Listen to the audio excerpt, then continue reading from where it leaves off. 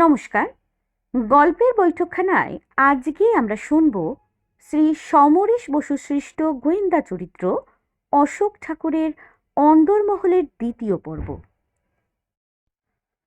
প্রথম পর্বে আমরা শুনেছিলাম অশোক ঠাকুরের বন্ধুদের সাথে এখন আর রবিবার ছাড়া আড্ডা বসে না, কারণ সবাই এখন কিছু না কিছু কাজে ব্যস্ত। শুধু অয়স্কান্ত মানে ফটিকের সাথেই উইকডেজেও দেখা হয়, কারণ সে সিএ কমপ্লিট করলেও ভালো সিএ কাম লয়ারের আন্ডারে কাজ জুটছে না। তাছাড়া ফটিক ভালো ক্যারেটে জানে, কিন্তু তা দিয়ে তার জীবিকা নির্বাহ করার কোনো ইচ্ছে নেই। আমরা আরও শুনলাম যে ঠাকুর বাড়ির 3 ছেলের মধ্যে অশোক ঠাকুর কনিষ্ঠ।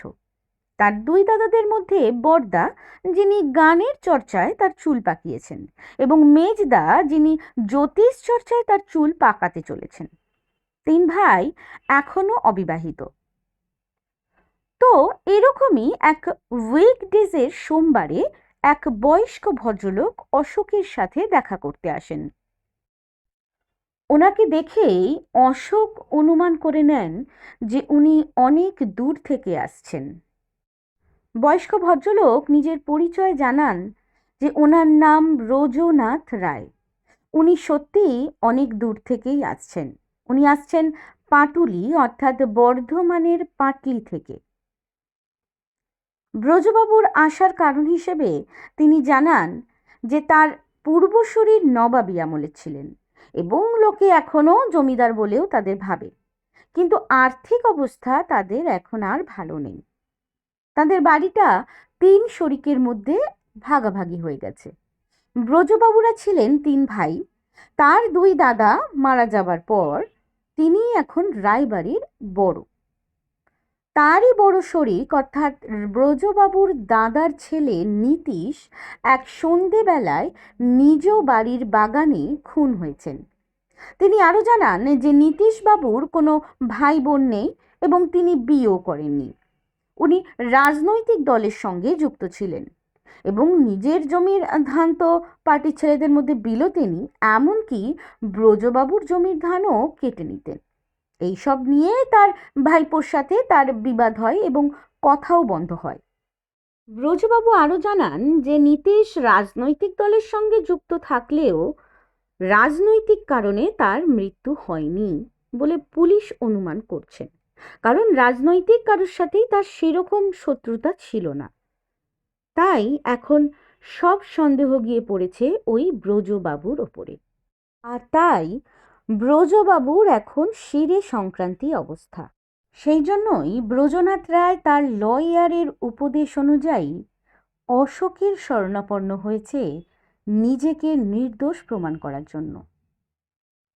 অশোক ব্রজবাবুর কথা বলার সময় তাকে লক্ষ্য করে যাচ্ছিলেন এবং প্রশ্ন করে করেই জানতে পারেন যে নীতিশের বন্দুক ছিল একটা এবং তা তিনি দুষ্কৃতীদের ভাড়া দিয়ে থাকতেন।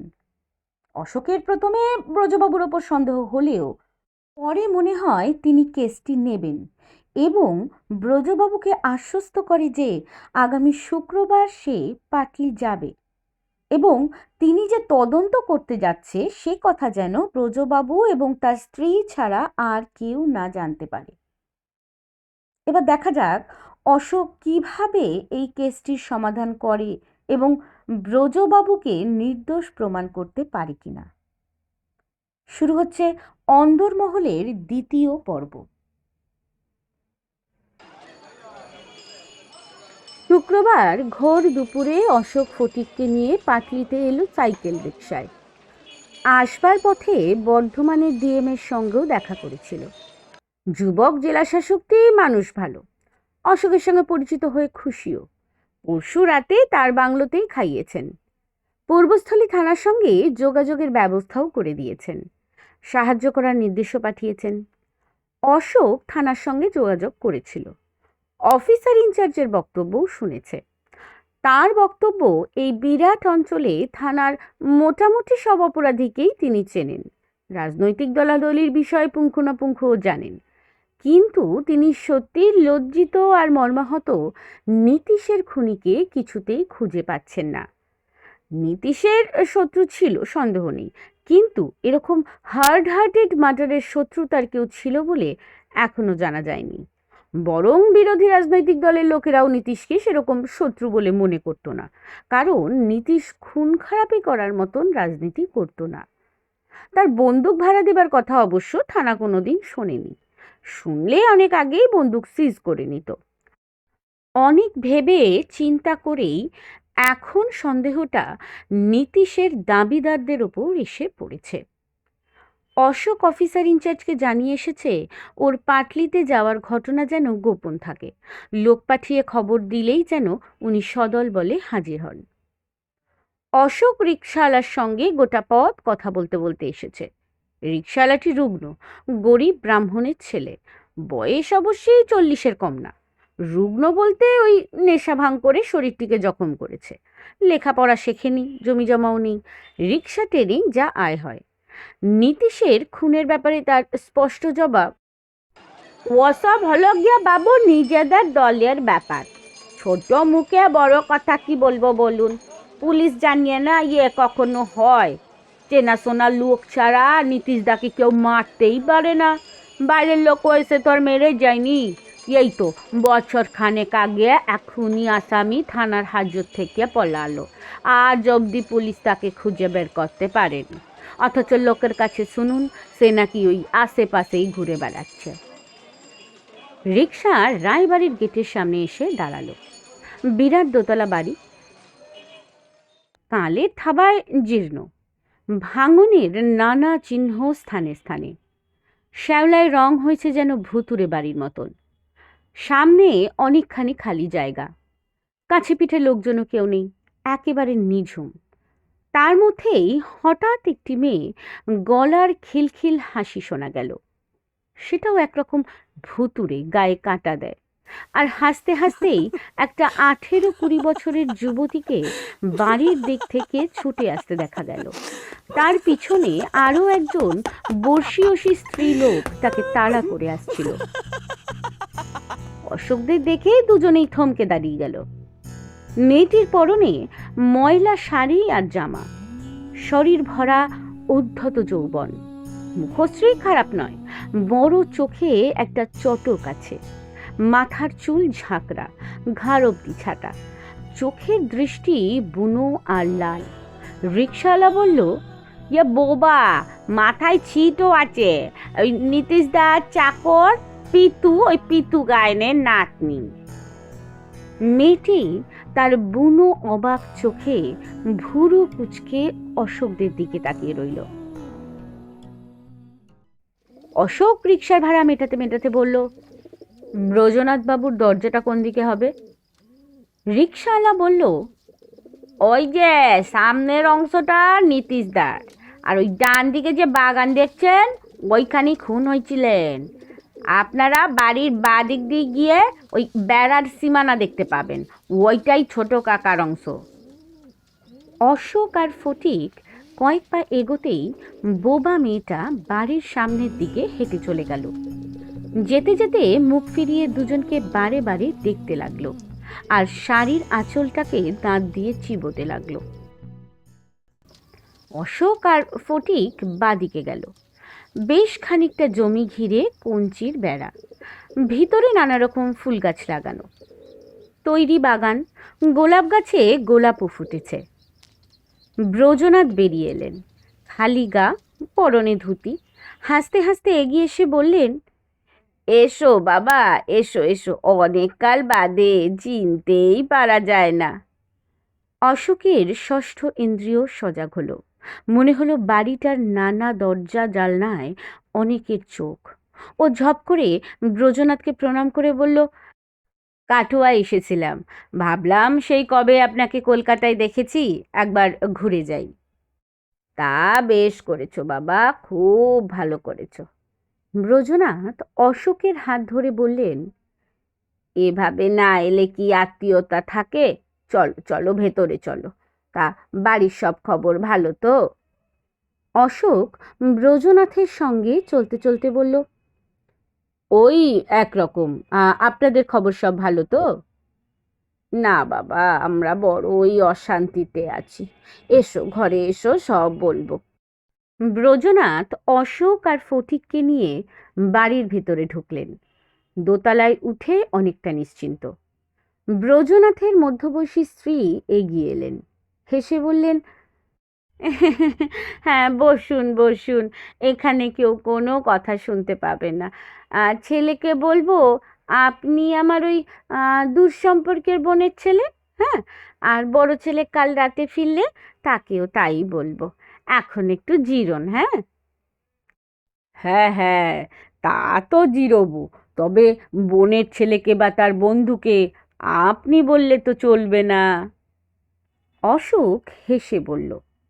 ব্রজনাথের পৌরা স্ত্রী ঘোমটা টেনে হেসে জিভ কাটলেন। এই হ্যাঁ হ্যাঁ হ্যাঁ, তাও তো বটে। তাহলে বাবা দুজনের নাম ধরেই ডাকবো। সকালবেলার মধ্যেই মোটামুটি জানাজানি হয়ে গেল অশোক আর ফটিক একদিন দুদিনের জন্য বেড়াতে এসেছে।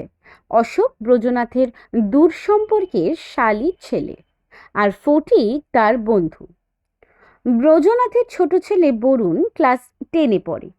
সে প্রথমে খুবই অবাক হয়েছিল, জীবনে সে মাস্তুতো ভাইয়ের কথা শোনেইনি, তাকে একেবারে সশরীরে দেখে তো অবাক হবারই কথা। অশোক তা বুঝতে পেরে নিজেই আপন করে নিয়েছে। অল্প বয়সের একটা ধর্ম নতুনকে এবং স্নেহ ভালোবাসার কাছে সহজেই আত্মসমর্পণ করে। অশোক বরুণের সঙ্গে ভাব জমিয়ে ফেলেছে রাতেই। সকালবেলায় বরুণকে নিয়ে ফটিককে সঙ্গে করে গ্রামে বেড়াতে বেরিয়ে পড়ল। বর্ধিষ্ণু গ্রাম। রায়বাড়ি ছাড়াও একাধিক পুরনো পাকা বাড়ি আর কিছু মন্দির আছে গ্রামে। ব্রাহ্মণ, কায়স্থ, তিলি, গোপ, ছুতার, বাউরি নানা জাতির বাস। মুসলমানও কম নেই। গঙ্গার ধারে জেলেপাড়া, কাছেই একটা ছোট বাজার।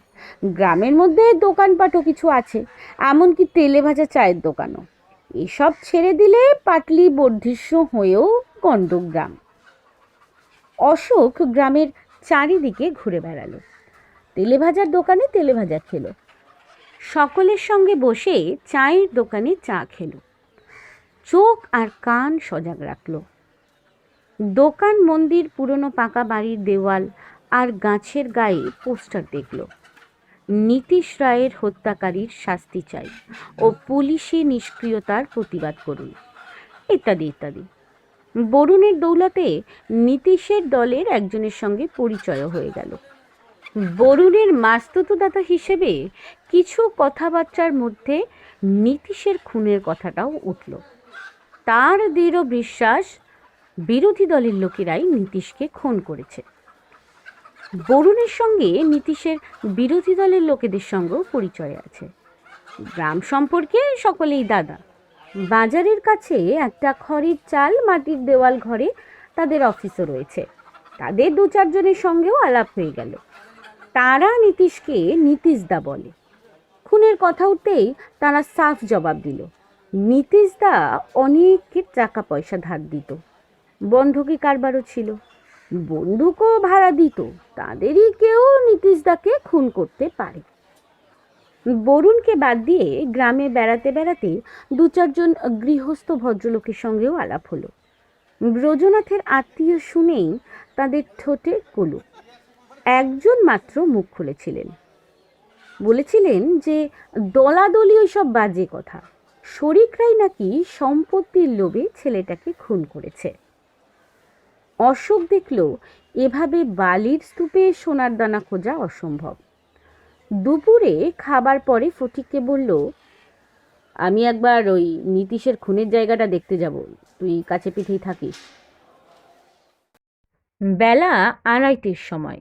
গ্রাম একেবারে যেন নিঝুম। দুপুরটা যেন সত্যি ভূতের ঢেলা মারার মতো খা খা করছে। নিতান্তই ঘুরতে ঘুরতে নীতিশের সীমানার দিকে চলে গেল অশোক। সামনের বড় অংশটা নীতিশের, বাইরে বাঁদিকে বাগান। বরুণ আগেই দেখিয়ে দিয়েছিল বাগানের কোন জায়গায় নীতিশ খুন হয়েছিল। সামনে বড় জোড়া থামওয়ালা বারান্দার মাঝখানে ভিতরে ঢোকার দরজা। কারো কোনো সাড়া শব্দ নেই। ভিতরে নিশ্চয়ই পিতু আর তার পরিবার আছে। অশোক শুনেছে পিতু, পিতুর ছেলে, ছেলের বউ আর তাদের বোবা নাতনি ফুরকি আছে। পিতুর ছেলের বয়স 50-এর ওপরে, নাম হীরালাল, আর তার বউ খাদনি বলতে গেলে নীতিশের সংসার দেখে। পিতু বাকি সব দেখাশোনা করে। পিতু জাতিতে ছুতার, তার জল চলে, সেই জন্য খাদন নীতিশের রান্না করত। বোবা ফুরকি কোনো কাজের না, একে বোবা, তাই নাকি মাথাটাও খারাপ, পাগলের মতন হাসে, বনে জঙ্গলে ঘুরে বেড়ায়, বাপ মা দাদুর কথাও শোনে না। হীরালালের ছেলেও আছে, সে এখানে থাকে না। হীরালাল প্রধানত নীতিশের চাষবাস দেখাশোনা করে, জন্মজুর জোগাড় করা, কাজ করানো, মজুরি দেওয়া তারই কাজ। পিতু নীতিশের বলতে গেলে খাস চাকর। এখন সে কিছুই করে না, নীতিশের শোয়া বসা, হাতের কাছে জিনিসপত্র এগিয়ে দেওয়া, এই সব সামান্য কাজ ছিল তার। বুড়ো বড় মদ খায়, নীতিশ তা জানলেও কিছু বলতো না। অশোক বাড়ির সামনে একবার দাঁড়ালো, খোলা দরজা দিয়ে ভিতরে তাকালো। সামনের দিকে কিছুটা অন্ধকার মতো, ঢোকবার মুখে দুপাশে দুটো ঘর আর মাঝখানে অন্ধকার। ভিতরের উঠোনের অংশ বিশেষ দেখা যায়। ফাঁকা উঠোনটা রোদে পুড়ছে, পায়রা বকম বকম করছে, কিন্তু কোথা থেকে একটা কান্নার চাপা স্বর ভেসে আসছে, কোনো মেয়ের স্বর, অথবা দূরের কোনো গাছে গৃধিনী ডাকছে। অশোক এরকম গৃধিনীর ডাক শুনেছে, শুনলে মনে হয় কোনো মেয়ে সরু গলায় ইনিয়ে বিনিয়ে কাঁদছে। অশোক বাড়িটার সামনের দিক ছাড়িয়ে বাদিকে বাগানে গেল। বড় বড় আম জাম কাঁঠাল গাছ, ছায়া নিবিড় ঠান্ডা, চারিদিকে পাখি ডাকছে। একটা জায়গা দেখলেই বোঝা যায় যে সেখানে ঘাস যেন কম। অন্যত্র যেমন ঘাস আর চোরা কাটা লম্বা, সেখানে সেরকম না। তার মানে এখানেই আড্ডা বসত। চেয়ার টেবিল বসে সকলের পায়ের চাপে ঘাস এখানে বাড়তে পারেনি। বড় একটা অর্জুন গাছও রয়েছে, গাছের তলায় এখনো চেয়ারের পায়ার দাগ। অর্জুন গাছে কি লাল আঠা বেরোয়? গাছটার গায়ে কাটাকুটির দাগ। কাছে গিয়ে অশোক থমকে দাঁড়ালো। অর্জুন গাছের ছাল খসে যাওয়া ফর্সা মানুষের পেশল পাকানো গায়ের মতন দেখাচ্ছে। সেখানে 2-3 জায়গায় রক্তের ছিটে লেগে আছে। নীতিশ কি এই গাছের কাছেই চেয়ার পেতে বসেছিল? ও গাছটার কাছে এগিয়ে গেল।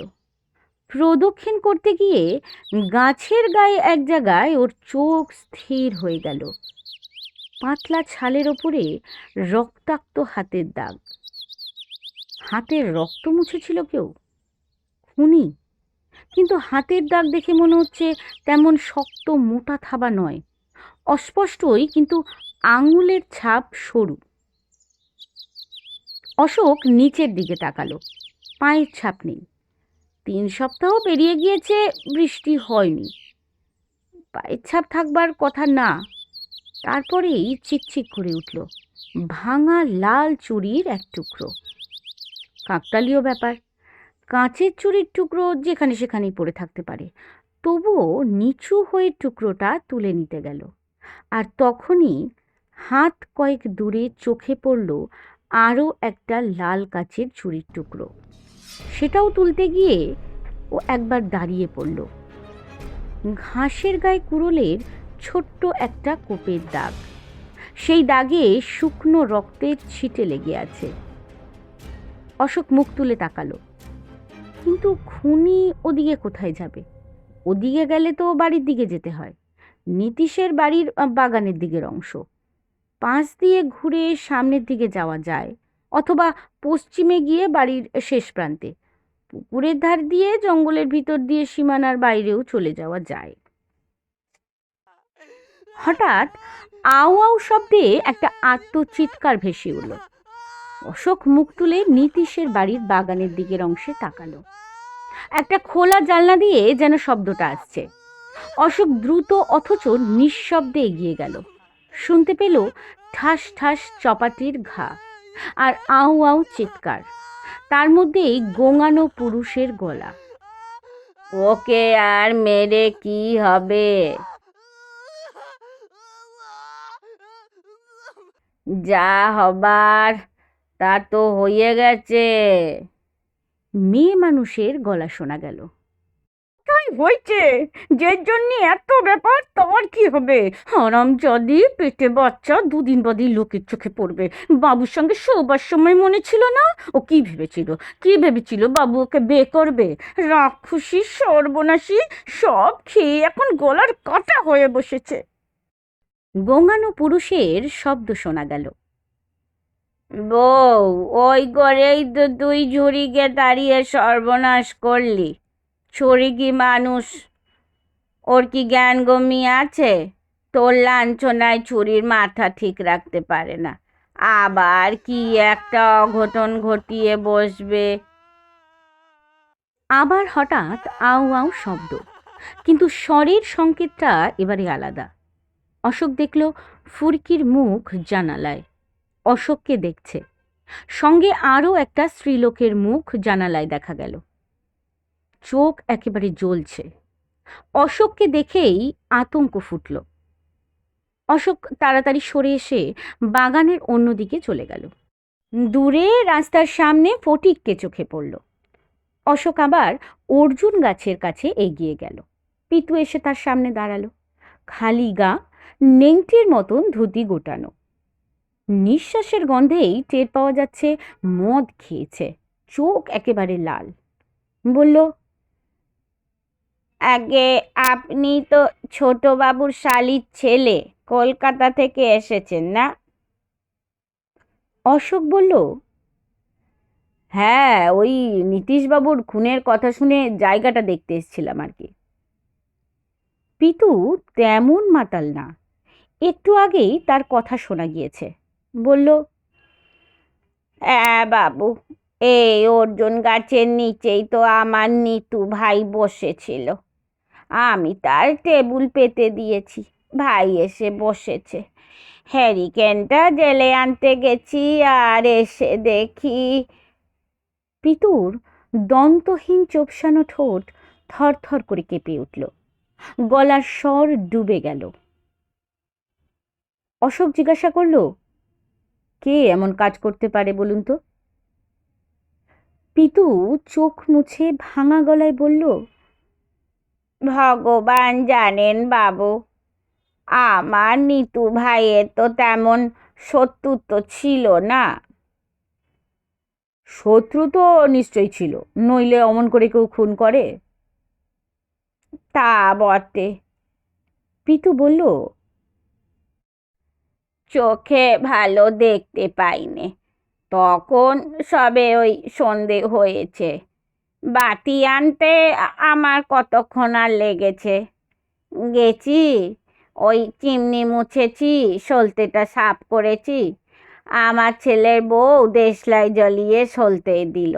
বাতি নিয়ে আসতে আসতে, আহ কি যে বলবো, একটু শব্দ পর্যন্ত শুনতে পাইনি। অশোক কথা শুনতে শুনতে আর চোখে দেখল বাগানের দিকের জানালায় ফুরকি আর খাদানের মুখ দেখা যাচ্ছে। তারা এদিকেই তাকিয়ে আছে। অশোকের কপালে গাঢ় চিন্তার রেখা। খাদন আর পিতুর কথাগুলো কানে বাজছে তার।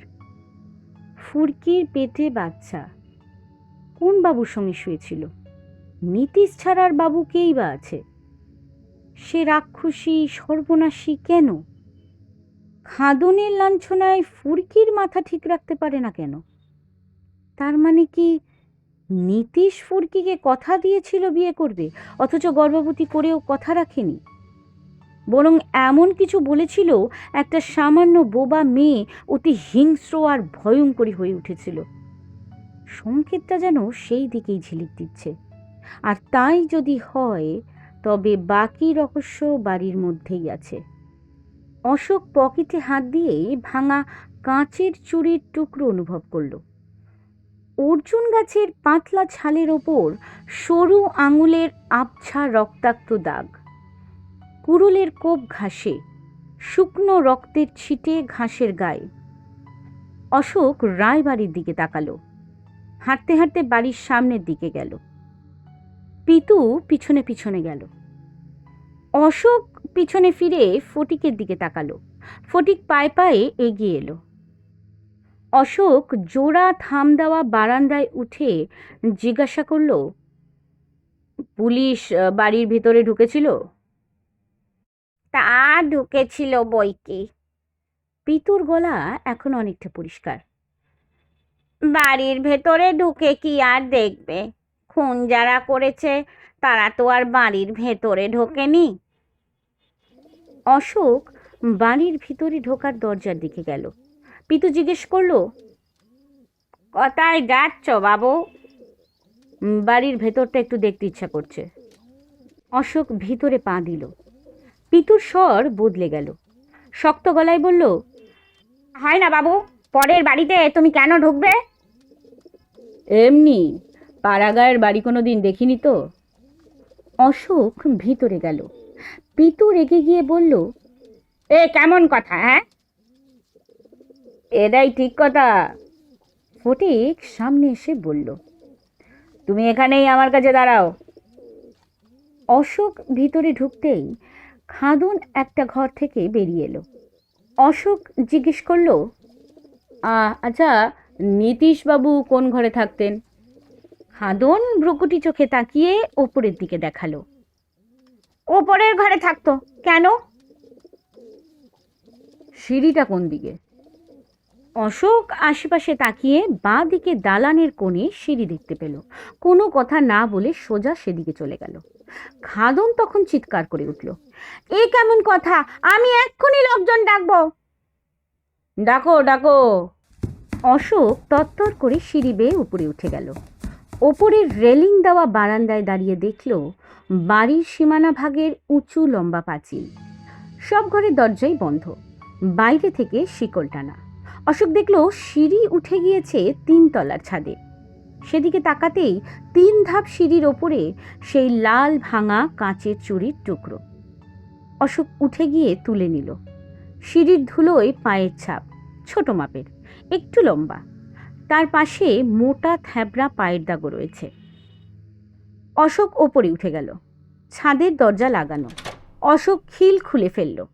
ছাদে উঠে দেখল সেখানেও সীমানার পাঁচিল তোলা। দরজার কাছেই কাঁচের চুড়ি 3-4 টুকরো ছড়িয়ে রয়েছে। অশোক আশেপাশে চোখ ফেরালো। চিলে কোঠার শিকল খুলে ভেতরে ঢুকতেই চোখে পড়ল ছোট্ট হাতলের চওড়া কুড়োল। ধারালো কুড়োলের গায়ে রক্ত শুকিয়ে কালচে হয়ে গিয়েছে। রক্ত লাগা জামা শাড়ি কোণে জড়ো করা। ব্রজনাথের কথা মনে পড়ল। ভাইপো নাকি তার মেয়ে মানুষের দোষ ছিল না, সেদিক থেকে তার চরিত্রে নাকি কেউ দোষ দিতে পারবে না। হয়তো কথাটা সত্যি, তবে বোবা ফুরকির উদ্ধত যৌবন নিশ্চিন্তে ভোগ করা মানেই চরিত্র খারাপ না। হয়তো ফুরকিকে নীতিশ ভালোবেসেছিল, অথবা শুধু ভোগ করতে গিয়েই কথা দিয়েছিল ওকে বিয়ে করবে। গর্ভবতী হবার পরে খাদনের লাঞ্ছনায় মাথা ঠিক রাখতে পারেনি। পায়ের শব্দে অশোক ঝটিতেই পিছনে ফিরে তাকালো। ফুরকি, হাতে কেউটের সাপের মতো ধারালো কাস্তে, লাল চোখ জল করছে, সাক্ষাৎ যেন মৃত্যু। ফুরকি কাস্তে তুলে অশোকের মাথা লক্ষ্য করে ছাপিয়ে পড়ল। অশোক চকিতে কয়েক পা পিছিয়ে গেল। ফুরকি কাস্তে হাতে মুখ থুবড়ে পড়ে গেল। অশোক জুতো শুদ্ধ ফুরকির কাস্তে ধরা হাতটা চেপে ধরে অন্য পা দিয়ে পিঠে একটা জোরে লাথি মারল। ফুরকি আউ আউ শব্দে চিৎকার করে উঠল। অশোক ওর মুঠি থেকে কাস্তেটা ছিনিয়ে নিল। ফুরকি লাফিয়ে ওঠার আগেই অশোক এক লাফে চিলেকোঠার বাইরে। ঝটিতে চিলেকোঠার দরজা টেনে শিকল তুলে দিল। নিচে নেমে এলো দ্রুত। খাদন আর পিতুর চিৎকারে তখন রায়বাড়ির মহিলা পুরুষ ছাড়াও পাড়ার কিছু লোকজনও এসে ভিড় করেছে। ব্রজনাথ এগিয়ে এলেন, চোখে মুখে তার উদ্বেগ। অশোক বলল, কারোকে তাড়াতাড়ি পূর্বস্থলী থানায় পাঠান। আমার নাম করে বলবেন, খবর পেয়েই যেন চলে আসে। খুনি ধরা পড়েছে, সে এখন চিলেকোঠায় বন্দিনী। বন্দিনী? অনেকেই একসঙ্গে কথাটা বলে উঠল। অশোক বলল, হ্যাঁ ফুরকি, তবে ওর দোষ কতটা সেটা আইন বিচার করবে। নীতিশবাবুর বাচ্চা ওর পেটে রয়েছে। সকলে হতবাক। খাদন মাটিতে লুটিয়ে কান্না জুড়ে দিল। এ কি সর্বনেশে লোক গো, কোথা থেকে এলো? এ কখনো মানুষ নয়, দানো। পিতু ইতিমধ্যে মাথায় হাত দিয়ে বসে পড়েছে। ওপর থেকে ফুরকির আর্তনাদ এখন গৃধিণীর কান্নার মতন মৃদুতর হয়ে ভেসে আসছে। শেষ হলো আমাদের আজকের গল্প, শ্রী সমরেশ বসুর সৃষ্ট গোয়েন্দা চরিত্র অশোক ঠাকুরের অন্দরমহল। এরকম ভিন্ন স্বাদের আরও গল্প শোনার জন্য আমাদের চ্যানেলটিকে সাবস্ক্রাইব করুন এবং বেল আইকনটি প্রেস করে দিন। বই পড়ুন, গল্প শুনুন আর ভালো থাকুন। নমস্কার।